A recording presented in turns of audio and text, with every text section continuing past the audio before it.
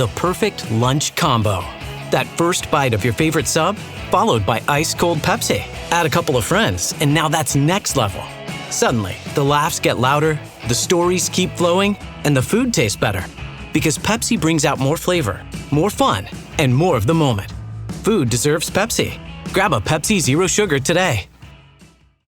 Hi, Ryan Reynolds here for Mint Mobile. Are you looking for a beach read this summer? May I suggest your big wireless bill? It's got suspense, mystery, a slightly flat, emotional arc, and a shocking twist where you realize you've been overpaying the entire time. Fortunately, though, Mint's story is better. Every plan, $15 a month. Even unlimited. That's it. Happy ending. Zero tears. Give it a try at mintmobile.com/switch. Upfront payment of $45 for 3 months, $90 for 6 months, or $180 for 12-month plan required. $15 per month equivalent. Taxes and fees extra. Initial plan term only. Greater than 50 gigabytes may slow when network is busy. See terms. Did you know with the Sam's Club app, you're technically in the club, no matter where you are? Like, this is a club. This is also a club. And this is a club. My bad. Come join us. Sam's Club.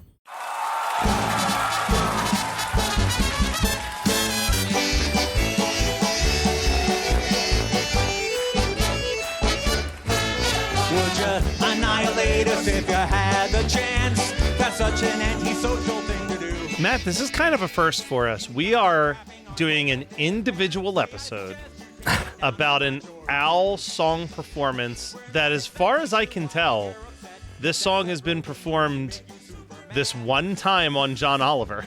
Yep. But it's a polka, and I would argue a very rankable polka for us in the context. It's not a polka medley.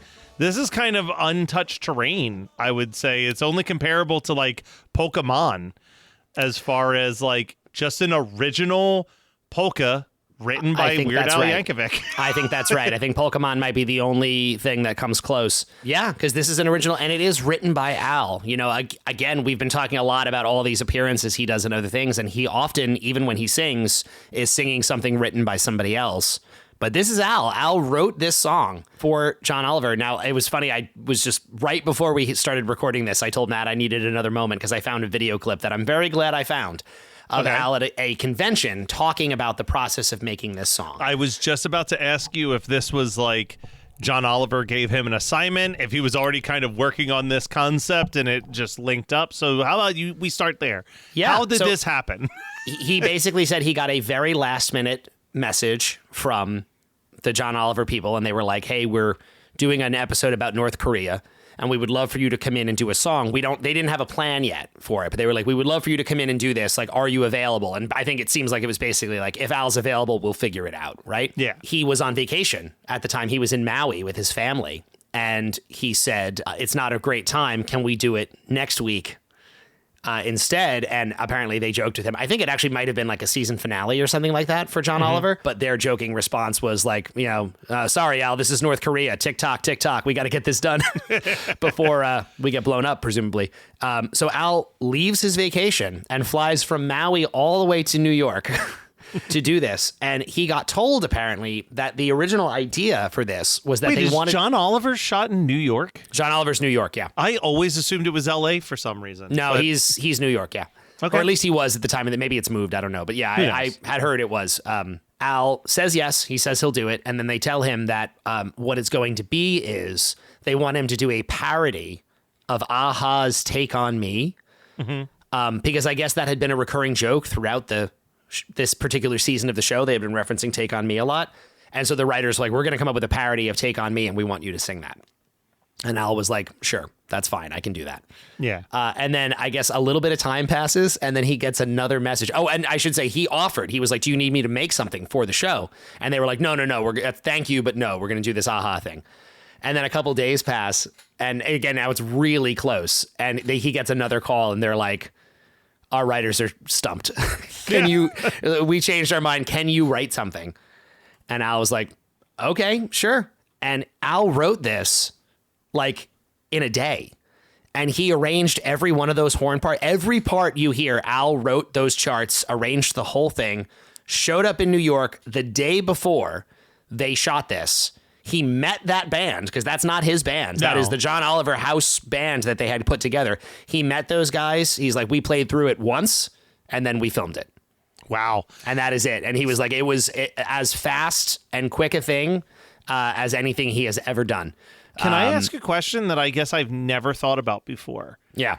With the polkas, does that mean that Al is transcribing all of the horn parts? I don't know why I always just assumed that was something that like Stephen J. or Jim West was doing. We know from Al. experience that Jim and Steve are both arrangers, right? They can do. That's we've why seen I them always do. just assumed that. Yeah, we've seen them do string and horn arrangements, but Al, I assume, is also.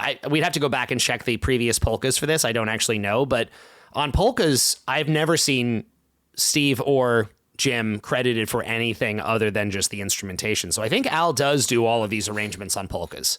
That's crazy. That makes me respect him even more because, again, like we've established. I mean, I guess he's got a starting point with the piano, but as we established, like he can't play piano or bass, so he has to learn guitar or bass. Guitar, yes, guitar, but he can play piano. Boy, can he play piano. That means that he has to like.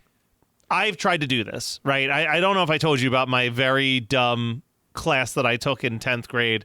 The class itself wasn't dumb. Me signing up for it with my musical talent was dumb. Was my high school was offering a music theory class, and I was one of 6 people to sign up for it. The other 5 people in the class were members of the school band that could read sheet music and understood how that worked. And I was just a dude who liked punk music and didn't even play guitar yet. Sure. And our final was that you had to take a popular song and restructure it for all 6 people in our class to play instruments and do it as a 6-person performance by your own like metric. I did not do well. Thankfully, the teacher, God bless them, was like, listen, everybody but you in this class has some starting point of understanding how this works. You have come in completely blind. And he's like, you have tried. He's like, you have tried so hard. Like, he's like, I think I got out with like a C or a B minus. He's like, I know, you know that you failed at this final project. Like it was like it did not work. The parts were not synced right. Like the way that I tried to like bring, okay, this will be playing the bass part while this is playing like the harmony. Like it just, as we tried to play it, it did not work. But he's like, you did it. He's like, you failed, but you sat down and you sat there with a pencil and a like 40 reels of sheet music and like tried your hardest. Like, I'm going to give you like a C on this project. That's nice. You really, it's good that you had a teacher that was good like that with you. Not all teachers are that aware or gracious, you know? Yeah, I mean, again, 10th grade, like, I feel like it's one of those situations. If I was going to college for music theory, I feel like it would not have been as generous. Probably not. This is a high schooler signing up for a random superlative that kind of slightly misunderstood what this class was going to be. Exactly what we were doing. Yeah, exactly. But, I mean, I did learn. I mean, that's why I do feel like it was nice in the sense that, like, could I compose music? No. Do I understand a little bit more, like, when I listen to a piece of music, like, what goes into putting an orchestra together? I'm like, oh, wow, that's really impressive that they did that. So I'm very impressed by Al that he was able to, like, that he sat there, probably figured out the song on the accordion, and then using what he figured out had to, like, individually create the sheet music for, like, the tuba and the trombone and the trumpet and all the other parts of the band. Yeah, I mean, it would be very normal for... often in these types of scenarios, what happens is like Al is so good on the keyboards, as we keep saying, that you can demo a song entirely on keyboards, right? And you can put all these parts together and just play them on keys and then create charts based on those. But the way he did, like the speed of this whole thing is very impressive. I don't know if he could have even made a whole demo. Like it sounds like he was on vacation. The way he says it in the thing, it sounds like he wrote this like during some free time on a vacation. And then showed up at the studio, handed people their sheet music, and then just knocked it out and then went back to his vacation immediately after that. I mean, that is that's a baller move. Because he's a baller. We've talked. He is an absolute baller. Show about him. And this this song is great. I mean, it's really awesome. Let's dive into lyrics because the lyrics. I mean, for starters, just as a polka, it's great. But here are the lyrics for the North Korea Polka. Please don't bomb us. Would you annihilate us if you had the chance? That's such an antisocial thing to do. You've got us crapping our collective pants. May I suggest you take it down a notch or two? We're not sure why you're upset. Did that Seth Rogen movie make you super mad? So for those who don't remember, Seth Rogen infamously made a movie called The Interview, where a celebrity a la like a Dennis Rodman type character is going to hang out with King John, and at the end they kill him. But the intention was like, hey, he loves you, he wants to meet you, you're going undercover as like as a CI operative to murder this person. And like it became, I don't even think it got a theatrical release. I think it was one of the earliest straight to streaming type situations or limited theatrical release situations because of the controversy surrounding the movie. It was a strange thing because I remember the controversy before it even came out. Yeah. And then it did come out, but then it seems like it was a weird, like, it was also just like a the studio was trying movie. to have, well, I actually never saw the movie. It's fine. Yeah. But it was weird that they kind of like tried to have it both ways. Like they didn't want to seem like they were like, kowtowing to North Korea, but also then they put it out in such a small and like kind of abortive way where you're like, well, like you might as well have not put it out. The way that you're doing this is like a very strange, I mean, it's a testament to what a weird time it was. And this is a funny thing. Like this song is also just reminding you of like a moment in time where like North Korea was like a genuine concern. Yeah. Yeah. Doesn't seem that way so much anymore. Luckily we have bigger concerns now. Yeah. Other countries might blow us up instead. Oh, yeah, or for our sure. own. You'd like us if you got to know us, I bet. We're mostly harmless, peaceful people. Hey, we're not so bad. My point is, please don't nuke us, North Korea. Right now, we're all a little tense.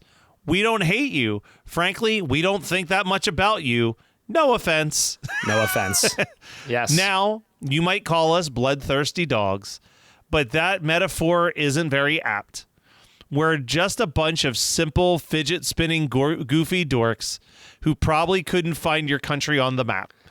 Referencing fidget spinners also dates this really well. Yeah, I mean, I still love my fidget spinner, but yes. I don't think we said at the beginning, but yes, August 13th, 2017. 2017. Is the year that this was performed. The only time ever that this was performed. No, we're not savages or cannibals. Well, maybe just a really, really, really small percent. Great line. So I think it would be best if you knock down those missile tests. Knock off those missile tests.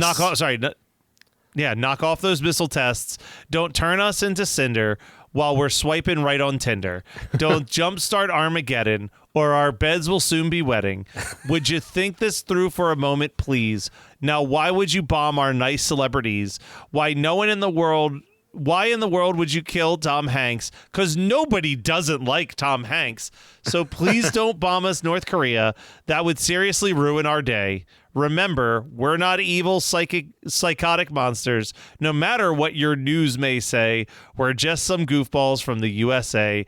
Please don't nuke us. Please don't nuke us. Hey. Hey. Hey. Hey, it's Ryan Reynolds here from Mint Mobile. Now, I was looking for fun ways to tell you that Mint's offer of unlimited premium wireless for $15 a month is back.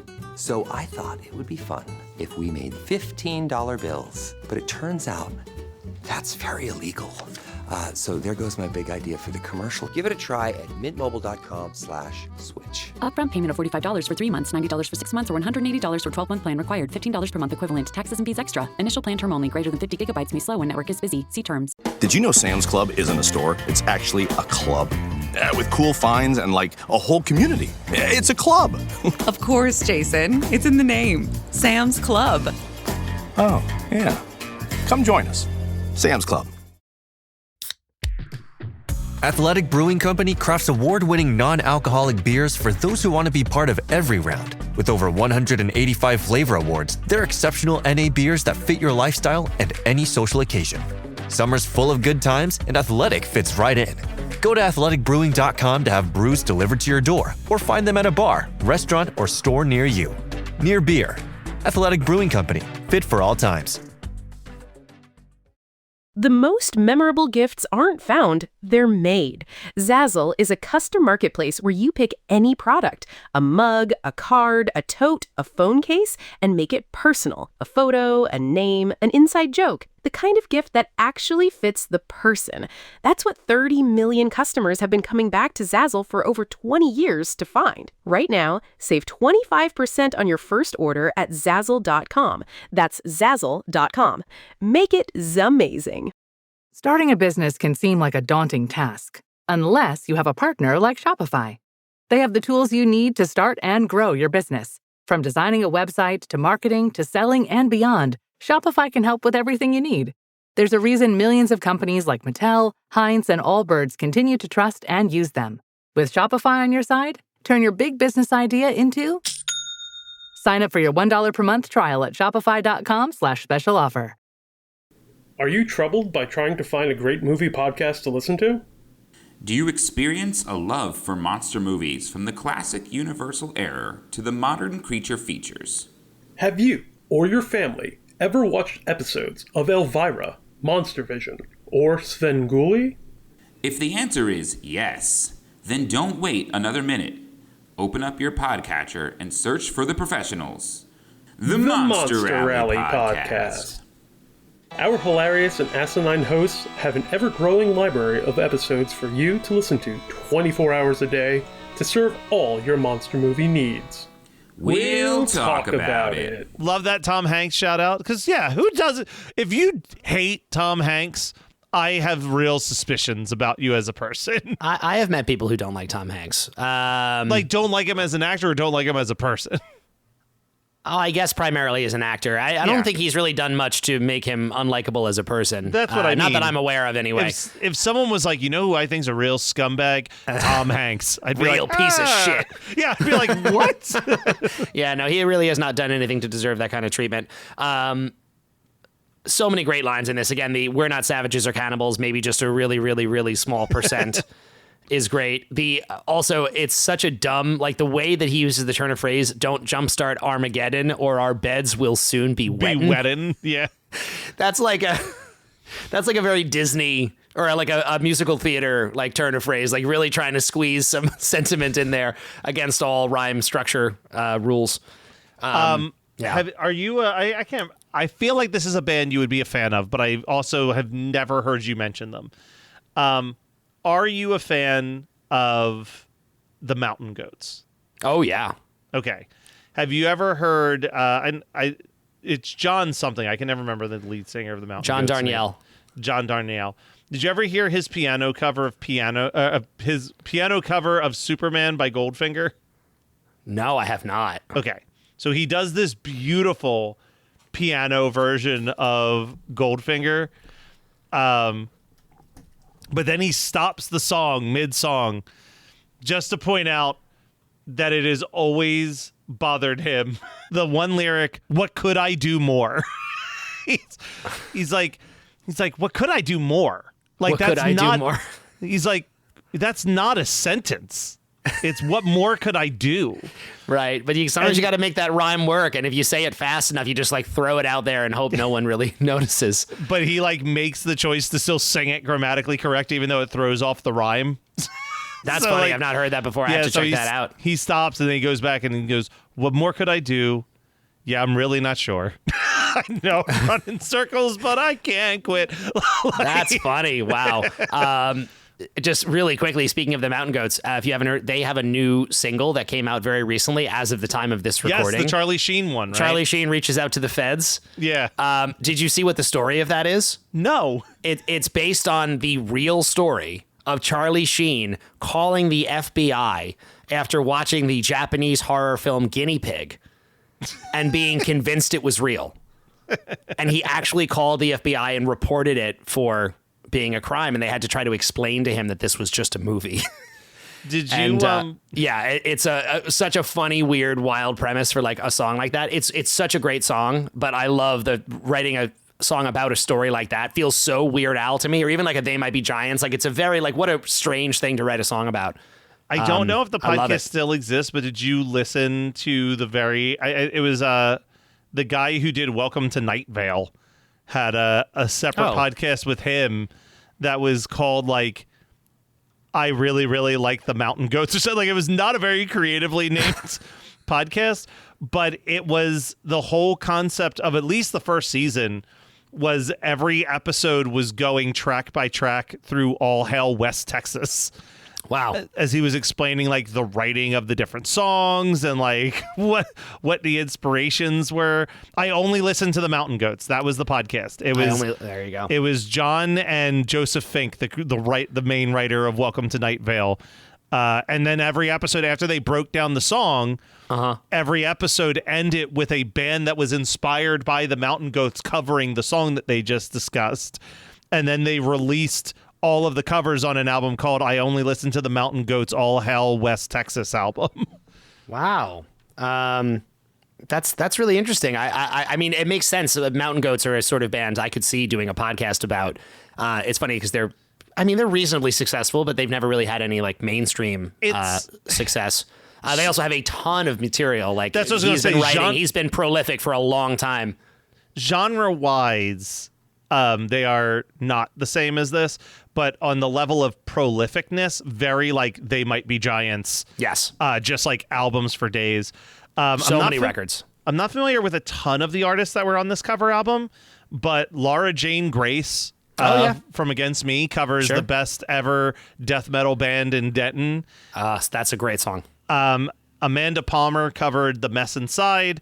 And Andrew Bird covered Distant Stations. Those were the three names of artists I was like, I am familiar with who these people are. It was a cool. I remember listening to the podcast. I was only familiar with. I got into them very late. Someone told me I had to listen to Beat the Champ because I was such a wrestling fan. record. Yeah, I mean that's the other funny thing. Like John will write songs that are very, very like super sincere and powerful, like gut wrenching songs, and then he will do an entire concept album about wrestling. But also have song like the opening track, Southwest Territory. Oh, there's beautiful moments. That for sure. song breaks my heart. Yep. Like, because like especially like if you would like just watch like the movie The Wrestler or the documentary Beyond the Mat, and then you listen to that song and you're just like, oh, this is literally a guy who's going to die in the ring. Like, this is his life. He has abandoned his family. He's abandoned all of his friends. He just lives on the road 300 days of the 365 days of the year, letting his body take a beating. And like one of these days, he's just not going to get up. Like he's going to take a move. He's going to die. And he will be like one of those weird wrestlers who has died in the ring for real. Stories. Like, it's a heartbreaking song. Then followed immediately by Chavo Guerrero, which is just an ode to how much he likes Chavo Guerrero. Or even again, this like songs on that record, like Foreign Object, about like I'm gonna hit you with a foreign object, just like the whole song. Like, but yeah, he still manages to highlight like the tragedy and the sort of like the like the weird like sacrificing your life for your art side of wrestling, which is a very real part of it. For people who love wrestling are very aware of that. Arguably, their biggest song is No Children. I feel like that's the one that, even if you're like not familiar with it, you may have heard that song. Because I feel like that song this year, he just did this year with Stephen Colbert. Shortly before him going off the air, he did a version where Colbert sang the "I am gonna make it through this year if it kills me." I mean they're like one of those Mountain Goats are beloved by. One of those acts that are beloved by other acts and artists. Your favorite for band's sure. favorite band. Exactly. Weird side tangent we went on. But, I know I'm not even sure how we wound up on the Mountain Goats, but I love it. I'll take it. I remember how, because the beds we will be wetting. Oh, the weird grammar of that, and the weird grammar of Goldfinger, and then we just found ourselves down. This is how the tangents work. Hey, listeners, if you got through that with us, check out the Mountain Goats. Great band. Great band. Do we have anything else we want to add to North Korea Polka? I mean, just once again to highlight, like these guys put this together with basically no time and no prep at all, and it is remarkably well done. Yeah. Al gets all the credit in the world. This is really well written. It's so fun hearing him do an original polka. Which I guess opens up the big question for us wrapping up is like, is this one that we rank? I mean, it's such a strange thing because I mean, I feel like I'm usually the one who's pushing to rank everything. It's hard to compare it against a bunch of like, medleys. Okay, wait a minute. Did we rank Pokemon? We did, but we ranked it very low because it wasn't a medley. I think if we ranked Pokemon, I think we should rank this. Okay. That's how I have to think about it. Because that's the only way I can wrap my head around this. Because it's closest to Pokemon. So, right. God, and now this is going to be such a difficult thing to rank. I really like this. You know what I'm going to put it next to? I've already figured this out. It's not going to be breaking my top 5 by any stretch of the imagination. I think I'm going to put it just above the Bohemian Polka. I think that's like another one of those weird anomalies in Al's polkas where it's like this is literally just a straight up cover song that's done in the style of polka as opposed to the melody, the medley. And I think that this is like slightly better than the Bohemian Polka in that sense. So I plopped it between Polkarama and the North Korea Polka, Please Don't, and Bohemian Polka. That is where North Korea Polka, Please Don't Bomb Us comfortably sits. Yeah, I mean, that's a very solid case, Matt Kelly. You've made a very compelling argument for that I might have to do the same thing because I'm looking at, at the bottom of my list, I have Pokemon, and then I have Bohemian Polka, and then I have Polkas on 45, which is the one that starts with Devo's Jaka Homo. That's, very, very early polka for Al. Yeah. Can I put it above Polkas on 45? I don't think I can. With Hey Jude and L.A. Woman and Burning Down the House. Yeah, that is a really good one. How am I supposed to? I can't, even though I think this is great. Yeah, okay. I'm going to put it. I'm going to do the exact same thing as you, and I'm going to put it just below Bohemian. Oh, below Bohemian? No, I'm sorry, just above Bohemian. Okay. Excuse me. Which actually has it ranked for me a little bit lower than you overall. Yeah. But I like Bohemian Polka more than 3 of his polka medleys. Of his actual ones, yeah. And it really is just like it's a different thing. It's hard to rank it against these other polkas. That placement is not representative of me thinking it's not good because I really do think this is awesome. And a huge flex, Al showing off his skills. This band are amazing.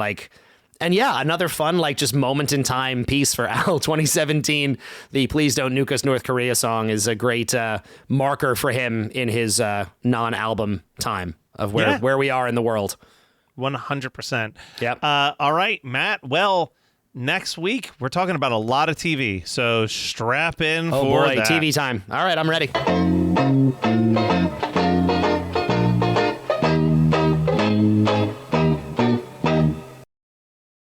Hi, Ryan Reynolds here for Mint Mobile. Are you looking for a beach read this summer? May I suggest your big wireless bill? It's got suspense, mystery, a slightly flat emotional arc, and a shocking twist where you realize you've been overpaying the entire time. Fortunately, though, Mint's story is better. Every plan, $15 a month, even unlimited. That's it. Happy ending. 0 tears. Give it a try at mintmobile.com/switch. Upfront payment of $45 for 3 months, $90 for 6 months, or $180 for 12-month plan required. $15 per month equivalent. Taxes and fees extra. Initial plan term only. Greater than 50 gigabytes may slow when network is busy. See terms. The most memorable gifts aren't found, they're made. Zazzle is a custom marketplace where you pick any product, a mug, a card, a tote, a phone case, and make it personal. A photo, a name, an inside joke. The kind of gift that actually fits the person. That's what 30 million customers have been coming back to Zazzle for over 20 years to find. Right now, save 25% on your first order at Zazzle.com. That's Zazzle.com. Make it zamazing. Traditional home security only alerts you after a break-in, and that's too late. Simply Safe is changing that. Stop. This is Simply Safe. Police are on the way. We don't just alert, we stop crime before it starts. Simply Safe. Plan starting around $1 a day. Save 60% on a new system with professional monitoring during our 20th anniversary sale at simplysafe.com/Spotify. Outdoor deterrence requires a Simply Safe Active Guard outdoor protection plan starting at $49.99 a month. Visit simplysafe.com/licenses for alarm license information. Tennessee 2012. You're listening to the Geekscape Network.